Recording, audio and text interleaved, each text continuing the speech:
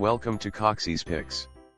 If you like what you see, don't forget to subscribe. Enjoy. Hello and welcome to Parker Versus episode 100. This time we're going to do something slightly interesting or slightly different to the usual norm. We've got Kel-Met Standard and Kel-Met Training.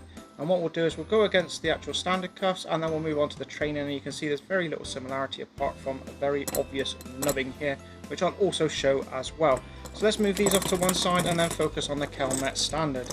Okay, what I will say is that they are a very good traditional cuff, except they've got two pulls that operate just like one, so that makes our life a bit easier. They utilise a peerless keyway, but it's very open at the bottom, and if you really are careful and you look inside, you can see the mechanism, so that should help us out.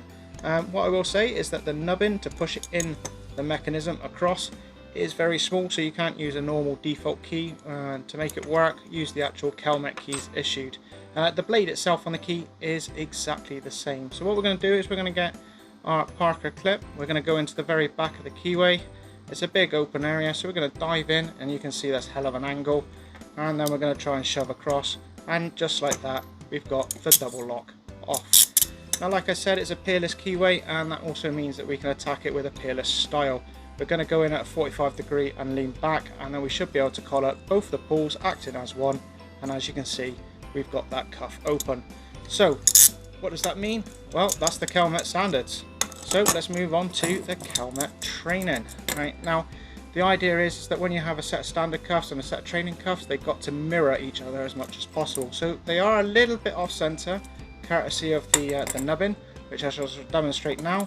You just pull down and it undoes the cuff. So these are ideal for Australians because they're keyless handcuffs. One of the things they've done as a safety feature though is they have removed the double lock, so therefore you can't inadvertently trap yourself. Well, can we do it with Parker? Exactly the same way, in at a 45 degree angle, and you'll see the handle move down, and away we go. Simple as that. So there we are. That's the Kel-Met standard and the Kel-Met training. Scores on the board: Parker 90, cuffs 10. Thank you very much for watching. Stay safe. I'll see you in the next video. Goodbye.